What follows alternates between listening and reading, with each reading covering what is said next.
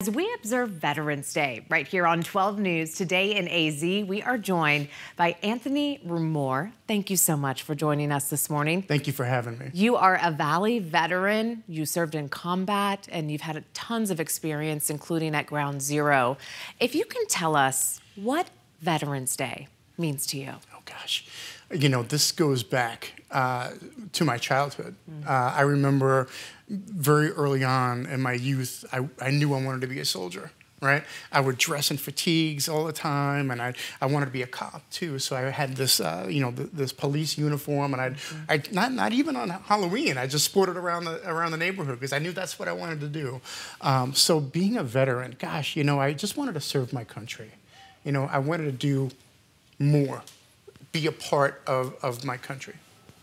And you've done that and led by example in doing that. And this morning while you're joining us, you really have an important message for veterans out there like yourself, that there is help out there. And you yourself have dealt with PTSD. I have. But there is help you can get, and you want to speak to those veterans right now. Yeah, I would tell anyone who's experiencing any signs of PTSD, the military teaches us to be resilient, right? That tough macho, you know, even, and not just men, right? Women's side too, being that we can overcome anything. I always felt that I was bulletproof. Well, it's shown that to be untrue.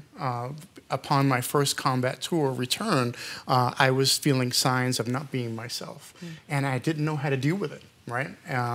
And I started seeing a therapist. And for a year, a little over a year, I was seeing him, wasn't doing any good. And one day he said to me, Anthony, you know, in order for you to change and get mentally healthy, you have to start working on the new Anthony. He goes, you'll never be the person you were before you left for combat. And that was my light bulb moment. I needed to start working on the new me. I could not be the same person I was before I left.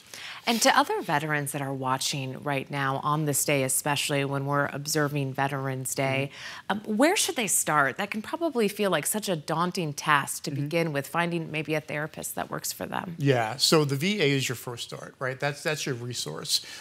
You will not have to pay for any of those services being a veteran, and that would be your first source. And I've heard a lot of opposition, people saying that, you know, it's not there, it's time consuming. The VA has gone through some changes, and it has gotten a lot better in the past several years. So I would say if you're not already registered with the VA, you go ahead and do it.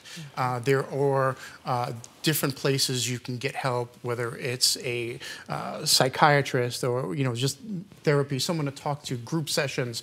Get it out there. You would be amazed of the results that you get from just being able to talk to somebody about what you're experiencing.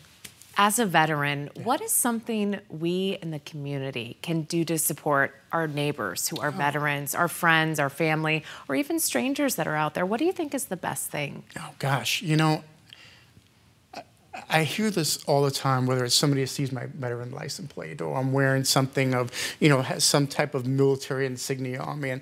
And people always thank me for my service. And I would say, you know, I loved what I did, right? I loved being a soldier. I loved being in the military. I love the camaraderie and being able to, that selfless service, right? So, gosh, you know, just thanking a veteran just goes so far.